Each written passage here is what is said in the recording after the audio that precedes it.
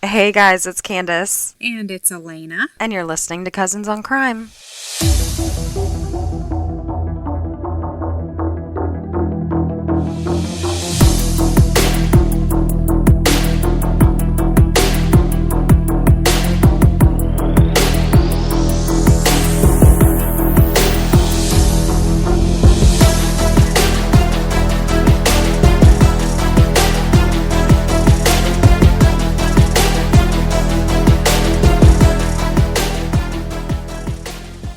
Hey, Lena. Back again. Backstreet's back. But is it Backstreet's back? Yeah, Guess I think who's... so. No, it's not. It's Eminem. Oh my gosh. Guys, I am high. I'm high on air, oxygen, and whatever. Dust mites are in my air, but it's not drugs. I promise. And I'm like, yeah, I think that's it. No. Oh, Lordy. Guys. Oh my gosh. I'm going to be more professional on this episode. I believe you. I'm going to. I will. Mm-hmm. How are you doing? I saw you touching your tooth. Please don't tell me. Please. Yeah, the tooth. The sensitivity is still there with like cold and like chewing hard things. So I just have to live with it, I guess. So the specialist at the dental office looked at it and he's like, well, there's nothing wrong with your tooth. He said, I think it's just shifted and your nerve is being like irritated. Just pull it. He said, give it another couple weeks. It'll be fine. I'm like, I've given it 4 months now. It's shifted. Is it going to shift again? Like... They already tried like doing some shifting and it got a little better, but yeah. So yeah, the positive is that the tooth is healthy. Yeah. It's just the nerve is being, so yeah, I'm going to go in for another cleaning, make them actually do the cleaning. And then I think I'm going to. Oh my God. So they still haven't cleaned it. Nope. Nope. You went in for a cleaning like how long ago? And then all this 4 months ago. God. My cleaning is scheduled in a couple weeks. So it's because I keep having to go back to them and I can't just like take off work all the time. So anyway, Dios mío. My next evaluation with anybody, I don't think I'm going to go back there. I'm going to find someone else. Yeah. This sounds like, I don't know, like Bluey and Bingo playing dentist. You know, like, we think it's fine. Yeah. It's one of those things where, you know, when you see a doctor, you have to advocate for yourself. Oh, We've preaching to experienced. The yeah.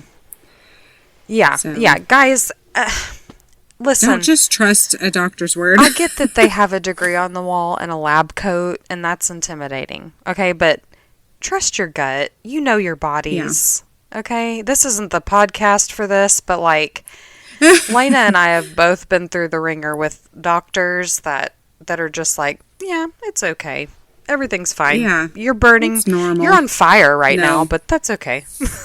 Yeah, it's normal. No, it's not normal. No, it's not. So listen to your bodies. Ooh, I feel like a hippie. Okay, so we've listen to your body. Okay. We've gotten off on a tangent. On to it. I know you guys were left on the cliff, on the edge of your seats last time. In the last episode, the first part of Misook Wang. If you haven't listened to that episode, go listen to that. Because this next part is going to blow your mind. Okay? Oh, no. We talked about Misook and how she murdered her mother-in-law. And then at the end of the episode, I was like, hey, gotta tell you about something else. There's more. Exactly. Yeah. So, before Misook met and married Don Wang, Misook was in a relationship with a man named Barton McNeil. Yes, you might I remember that name. Okay. It's the guy she met when she was married. And she was working exactly at that restaurant. So this is the relationship. They were both married to other people. Remember? Oh. Remember? She's cheating on her husband. Despite being in marriages, Misook and Barton couldn't deny their connection. I mean, it was just too undeniable. So they began this affair. Don't you hate it when you're married and you just have this magnetic connection to someone else and you're like, oh, I just have to cheat on my spouse? No, me either. Mm-mm. Well, they started this affair and they planned to leave their marriages and finally be together on the up and up. Well, Misook's husband was like, girl, you crazy anyways. So he was like, okay, you can gladly take her off my hands. Barton's wife was pregnant at the time of this affair with their daughter. And shortly after she gave birth to their daughter, he and Misook ended up getting an apartment together. So, as most of these stories go, things between the couple, Misook and Barton, were great for a while. You know, Misook had her daughter from her first marriage living with them at the apartment. Barton had shared custody of his little girl, Christina. So she was there on and off, and they really became like a little family. Michelle considered Christina to be like a little sister. Now, New Year's Eve came, and Misook wanted to hit the town. you know Misook. She's up to her ways. Right. She wanted to go out and have fun, but Barton had just finished a double shift, and he's like, I'm not going nowhere. I'm taking my pants off, and I'm going to sit here in my boxers for the rest of the night. I'm going to celebrate on the couch. Exactly. And she's like, oh, yeah? And it just, she just snapped. She opened a bottle of liquor, and she starts slinging it around. She poured it all over his head. And he told Oxygen that that's the first time he had saw that side of her. Like, just this unhinged, rabid behavior. Like, she just lost her mind. And that was like the beginning of the end for him. I mean, things were fine. Things were great. And once he saw that person come out, it scared him. So he broke things off, and Misook moved out of their apartment. She was not having this, okay? She was not gonna be told when the relationship was over. So she was calling, and asking Barton, please, just meet me. Just meet. I just want to talk about things, clear the air. And he was like, no, get lost. You're crazy. Yeah.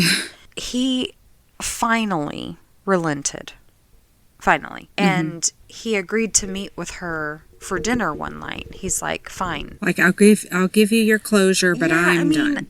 You know how those relationships go. I mean, maybe you've never had a relationship like that, but I have. And it's like, you know how it's going to end. Like, yeah.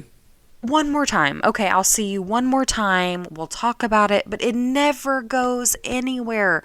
Some relationships are just completely broken.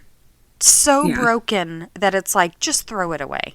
There's no use. Just cut it at the... Exactly. There's no use in trying to repair things. It's just not going to ever be like it was. And I think that when you invest time into somebody, you take that personally. It's like, absolutely. If a relationship fails, you're like, I failed.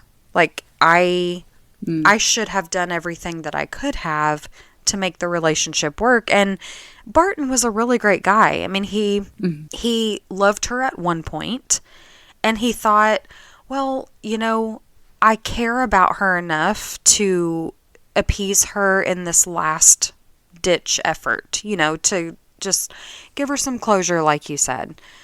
Now, he had Christina that night that he met her for dinner, who was now 3 years old. But despite Misook urging him to bring her. He's like, no, I'm not going to bring her for this. That's just not the forum. And so he dropped her off at his ex-wife's house until the dinner was over. Mm-hmm. Now, the meetup went just like he thought it would, just like it always does. It was unproductive and a waste of time. So he was like, check, please. And he left to go pick up his daughter and went home and put her to bed. And then he went to bed. He was like, God, she'd be crazy. Now, Barton had a 1-bedroom apartment. And when Christina stayed with him overnight, he gave her his bed in the bedroom and he slept on the couch. Isn't that sweet? Now, I'd sleep with my daughter, but, you know, maybe he was just being sweet and giving her the whole bed. The next morning, Barton made a frantic phone call to 911. Uh-oh. He found his daughter unresponsive in bed. No. He was crying out for the operator to please send an ambulance. Somebody get here immediately. He said, I think my daughter's dying. Please hurry. Oh, my Lord. She wasn't breathing, and he described her face as gray. Oh, no. He couldn't imagine what could have happened. She was just laying in bed like she was sleeping.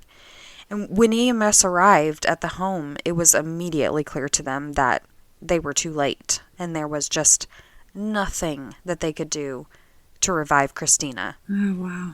They initially thought that her death was attributed to natural causes because she had asthma and breathing problems when she was born. So on its face, it just seemed like a really tragic, sudden death. So they removed Christina's sweet little body and they took her to the medical examiner. And Barton was left alone in his apartment.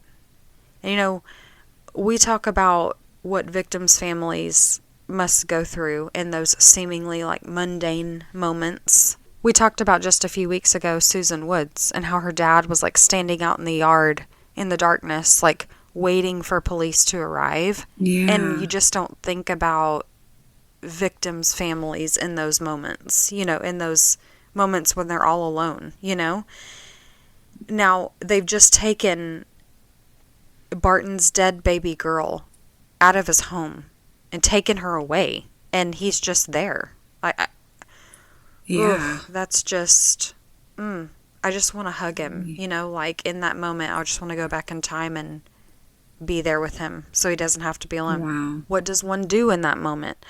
Some may collapse there and wake up days later, which is how I would handle it. I would just fall down, and if I died from starvation and lack of water, fine.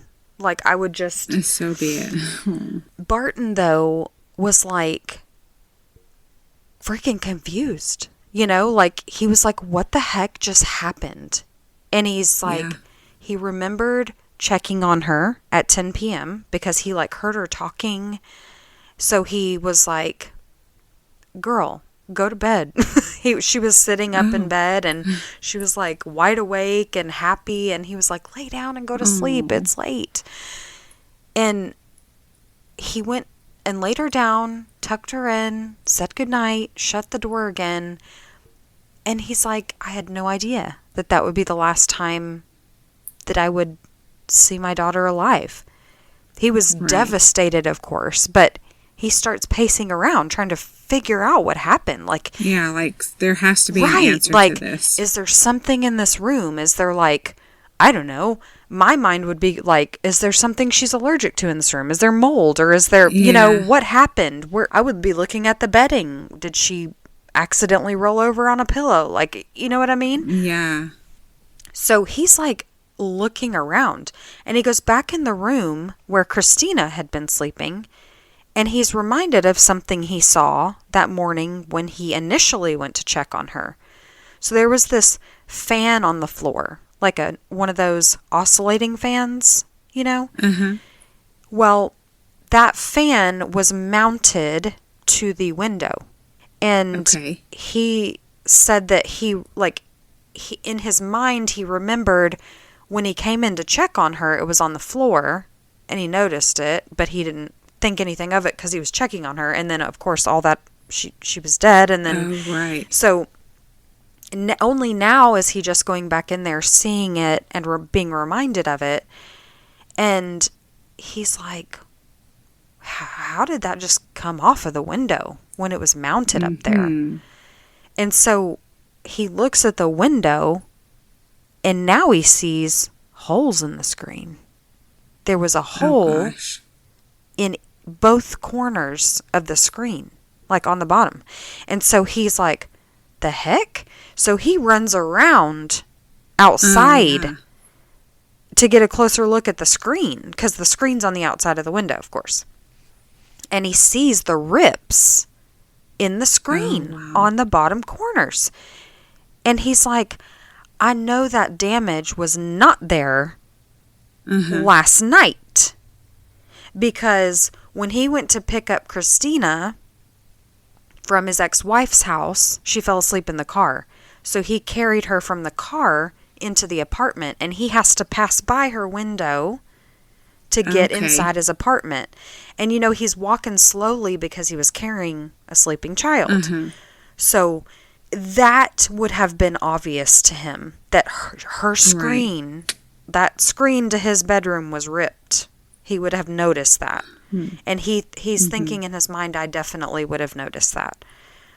So he ran back inside, and he called police immediately. Yeah. Like, this is hours after they had come and gone and taken Christina. And he called and he said, y'all need to get back here, and y'all need to bring forensics. Y'all need to bring a whole team, bring your cameras, bring your lift kits. Like, y'all need to get up here because something isn't right. Right. And it was a little while later before a detective showed up to his house, and, you know, he's inspecting all the suspicious things that he's pointing out to him. He took photos inside and outside, so they're taking pictures of the screen. They're taking pictures of the fan on the floor, the bed, the this, the that, and the other. And Barton's devastation over losing his daughter, you know, he's still reeling from that. Because this is hours later, guys. Hours later. Wow. He's like, doesn't even have time to catch his breath. And he turns from like sorrow to, oh my God, Misook. Instantly. Yeah. Now, after he ended things with Misook, she was blowing up his phone, like I said, asking to see him, particularly asking to see Christina. What? Are you with Christina? When we meet, can you bring her? I want to see her. I miss her. Are you bringing Christina? And she was fixated on seeing Christina and being in her presence. And now all of a sudden, all this is coming back to him, and he knew this was not a sudden death. What a crazy person. Right? Remember, when he went in to check on Christina at 10 p.m., he thought he heard her talking. Yes. Now he's wondering if she saw Misook out the window, or if Misook was inside even. Yeah. At that point. Yeah. Oh, jeez.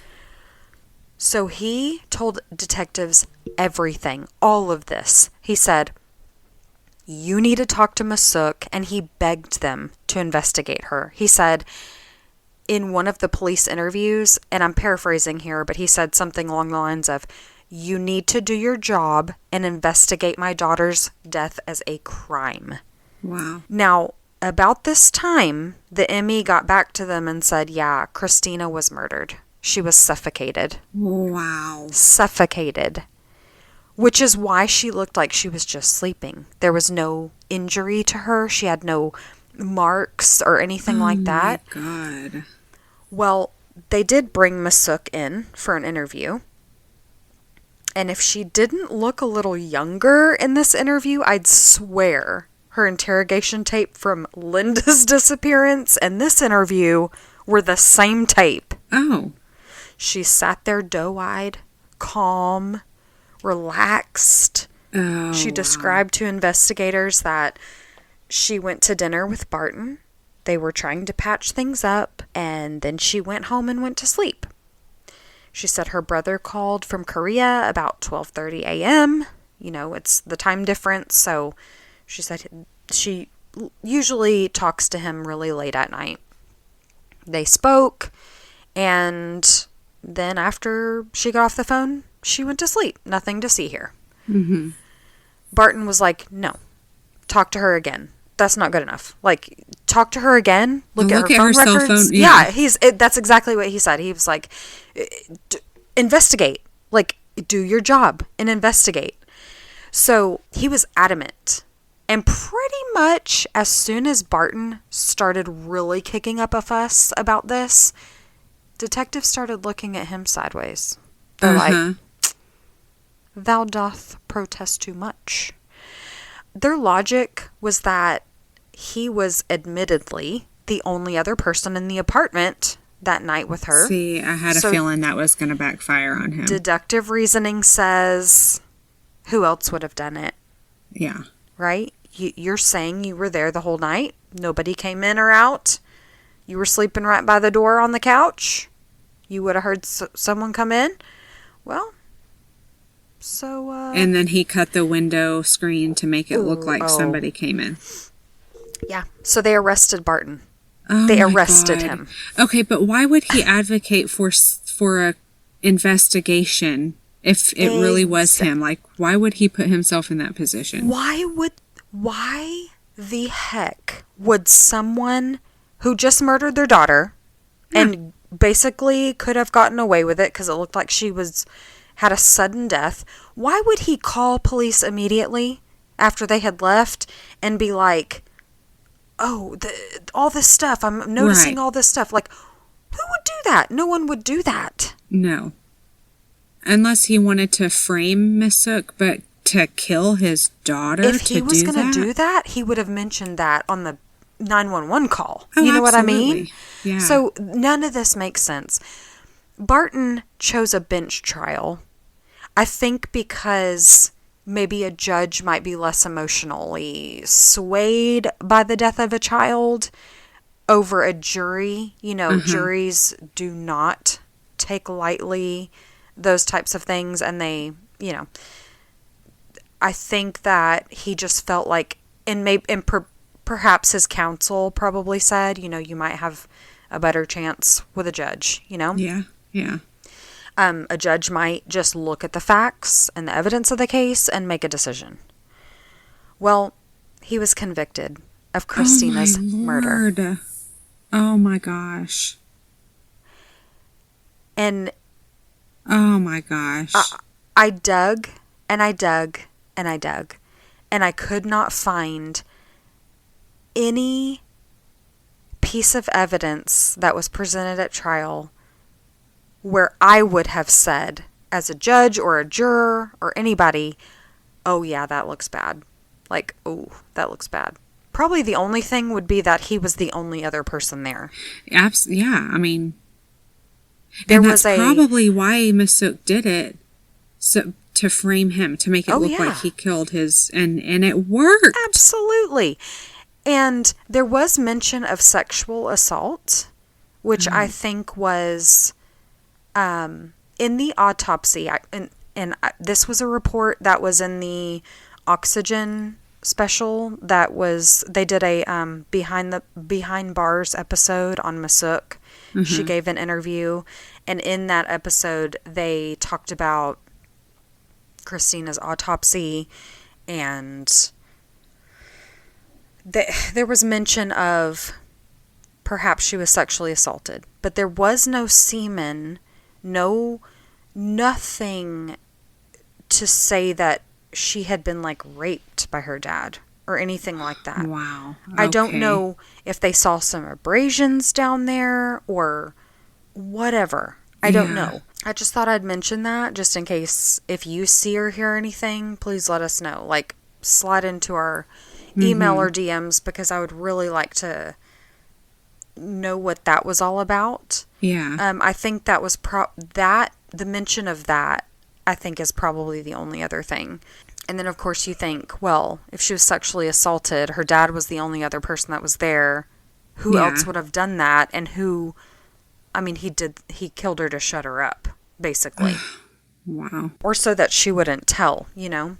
Right. Well, there were child welfare records from when Misook's daughter, was little, which cited child abuse. Oh, Lord. Michelle told Oxygen that her mother used to put her hand over her mouth and around her neck and hit her frequently. Oh, my gosh. And, sit down for this one. Michelle told her family members after Christina's death that during one of those instances of abuse, Misook covered her mouth and said something to the effect of, "I'll shut you up like I did your little sister." Oh my gosh. Yeah. In that Oxygen interview, Michelle said that, you know, it was really long time ago, and she doesn't remember saying that. But her family remembers her saying that. Right. And that's really damning. That is for a child to say that. Yeah. Children don't know what's going on. She's not going to make something up like that on her mom. And she would never think that she would never organically come up with, maybe my mom killed her and maybe I should say this to no, she wouldn't do that.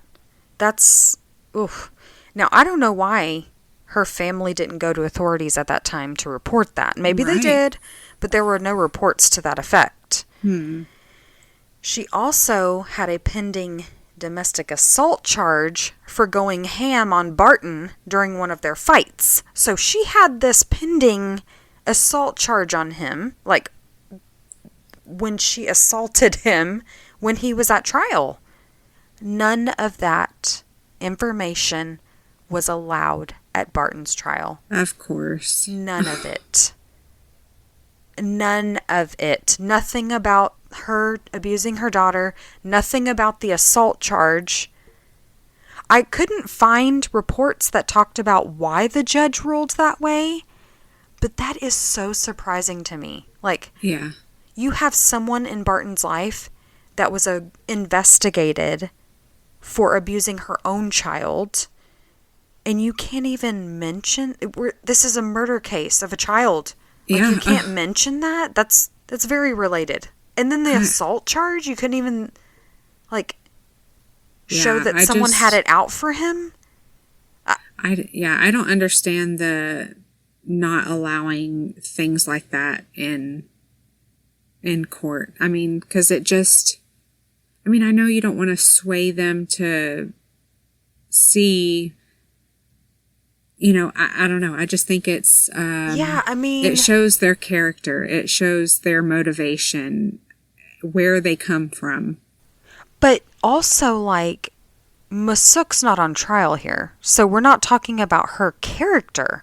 Right. You know what I mean? Usually a judge will say, okay, this is one of those things where is it probative or is it prejudicial? Do I allow it in, or is this going to taint the opinion of this person, they're a bad person or they murder? But it wasn't even about him.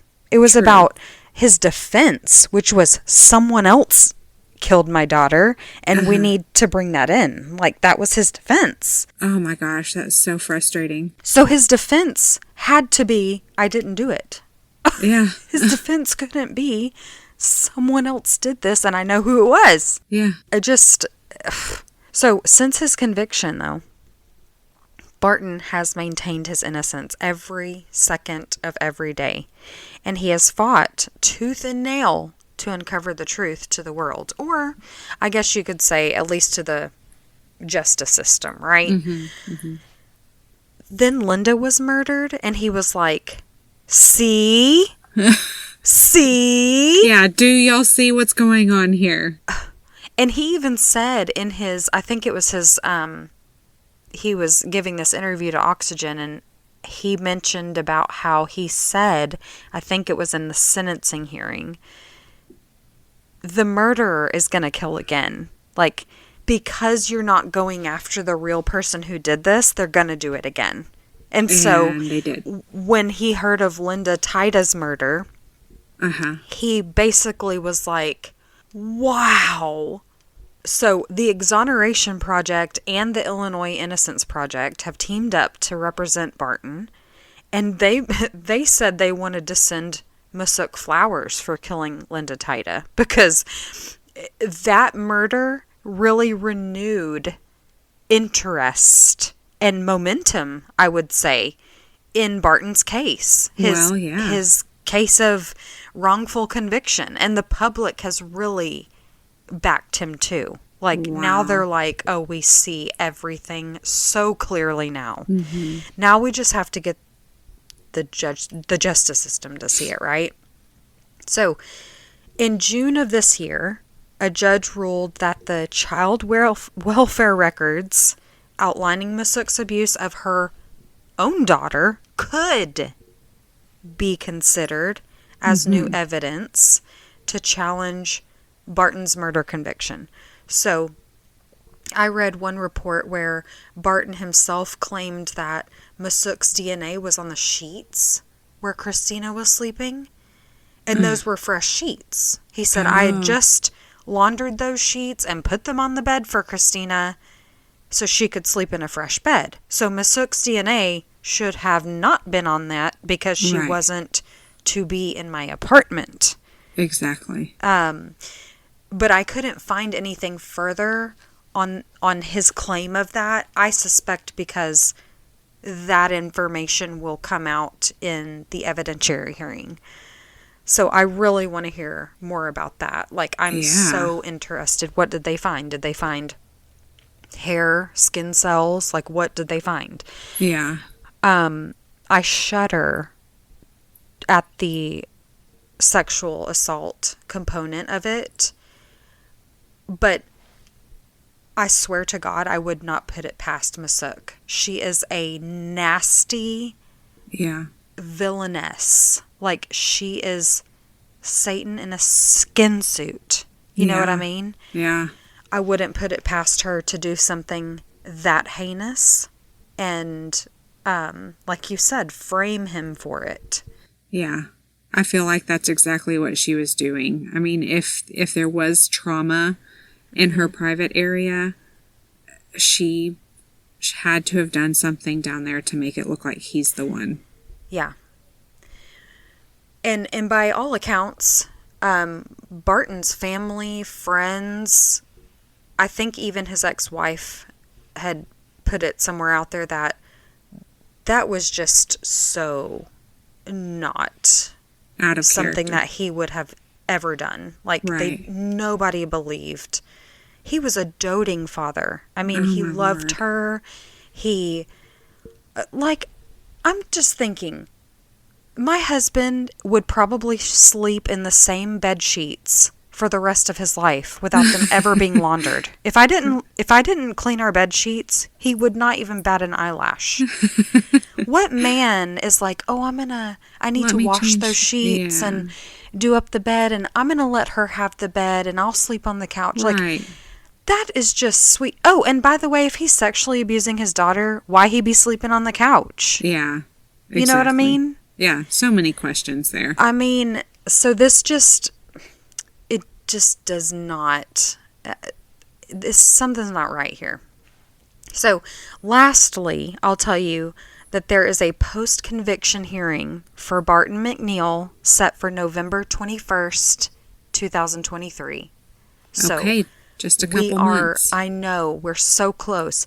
And I'll keep an eye out and report back because, I can't wait to hear what comes out in that hearing. I think this hearing is the evidentiary hearing. So what they'll bring out is the new evidence that they have to... Are they going to allow cameras? Like, is it going to be broadcasted or...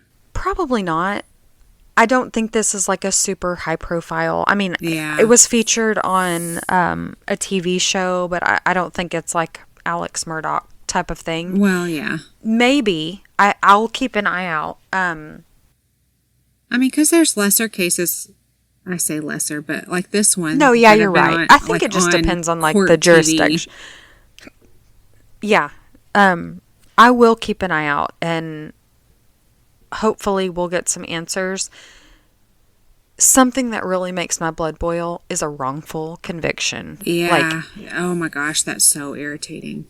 And from all my research, I really believe he did not kill his daughter. I really, really don't believe it. Yeah. From what you've told us, I can't imagine that he would have done it. And I mean, the detectives, it was good police work in Linda's case, in Linda's murder. I mean, they just had a few puzzle pieces to put together, but they worked at it and they did it. And I mean, and thank God for that woman that even came forward and said, oh, I know, there was the Chinese restaurant. Yeah. Yes. That crazy phone call. She called a woman named Linda. Like, if that woman wouldn't have come forward and said... I think about that too. I mean, none of this... had that lady not come forward with that phone call, even Barton's case... Exactly. ...wouldn't be going where it's going. Right. And so much more could have been done in Christina's death investigation. Like, I feel like I don't think they did much investigation with Misook. I think I read something about Barton's attorneys got a hold of her cell phone records or phone records, and it showed that it wasn't cell phone back in that day, but there was no record of her talking to her brother that night. So I saw that mentioned somewhere, and so I just feel like they left so many stones unturned, and they could have done so much more digging on her. Like the DNA claim that there was DNA on the bed sheets. I don't know much more about that, but like, tell me more. I gotta know about that. I just can't imagine as an investigator, someone being adamant. Like, investigate this, but it's you all along? No, I can't buy into that. And you know what? I watched the last, I don't want to call it an interrogation, because it really wasn't an interrogation on Barton, but his last interview with police, he was sitting there and he was like, his stance was, he had his legs spread and he's leaning in towards the detectives. Right. Usually it's the detectives leaning in towards someone that they're investigating or they're talking to.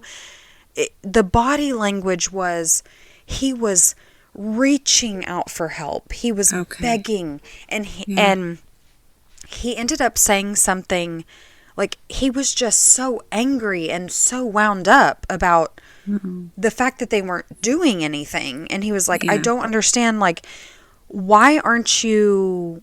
And he's like, I hope you're not looking at me. At one point he said that. And so I'm just wondering if that was misinterpreted, or if at that point they were like, oh, should we be looking at you? Wow. Yeah, it was, this case really, his 3-year-old daughter. Yeah. He said, like, I haven't had any time to grieve. Like, I'm so caught up in trying to save my life that... Yeah. Oh, man. Like, we're here. We're all here talking about this because my daughter's dead. Like, how messed up is that? Yeah. Well, Misook Wang, or Nolan, whatever she goes by these days, is a friggin' monster. She's a person who...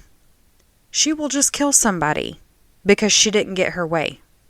Yeah, I mean, she is like it. Literally an immature psychopath. Well, selfish, greedy. I mean, you said it earlier. She was driven by greed is really all I can say. She could not be content for nothing. Yeah. And yes, I do think she is sorry for killing her mother-in-law because she got caught. Yeah. I don't think she's actually sorry she did it. I think she's sorry she didn't do a better job of planning it. Yeah. Yeah. Yeah, I see that. And the Bible says, thou shalt not covet, and that's, wanting what other people have. I mean, she had... And thou shalt not kill. Okay. She was not living by the 10 Commandments. She was not. She's marking them off her list is what she's doing. Yeah. The one about adultery, too. Okay. Oh, man. Yeah, exactly. She's making her way through those commandments. Yeah. But, she cried. She says she's sorry for killing her mother-in-law, but she says, I didn't kill Christina. I loved her like my own daughter. But you told your daughter you were going to shut her up, too, so... And, you know what? She told us all that she loved Linda like her own mother. So, I think I'll just leave it there. Yeah. I think I'll just end it on that note. Mm-hmm. And you decide. But, I will, whatever updates come about, I will make sure to share them. I'm latched onto this now. Like, I'm just like Sydney West, I'm latched onto Barton McNeil now. So yeah, well, I can't wait for his trial, and hopefully we'll be able to see snippets of it at least. But this is a hearing, so this next thing is a hearing, right, and I think it's a hearing whether or not he'll get a new trial.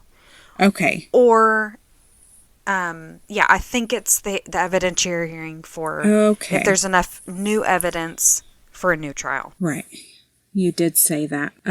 But if he gets a new trial, I just need someone with fresh eyes to look at it. Like, get a fresh judge. Sometimes those judges are in that seat for 30 years and they've seen it, they've done it, they were there when the whole thing went down, and they've got this, mindset, in there. Yeah. So someone with a unbiased opinion. Mm-hmm. Yeah. So hopefully something will happen here. This is so sad. So sad. So it is. Well, thank you for telling their stories. It was very interesting. Rest in peace, Linda, and rest in peace, Christina. Oh, baby angel. Yes. Well, this was great. Let's do it again sometime. Let's do it. See you next time, guys. All right. Bye, y'all. Bye. Well, thank you for listening to Cousins on Crime. If you're enjoying our podcast, please leave us a 5-star rating so that other true crime fans can find us. If you have any case suggestions or just want to say hey, email us at cousinsoncrime@gmail.com. And be sure to follow us on Instagram, where we post case photos and information at Cousins on Crime Podcast.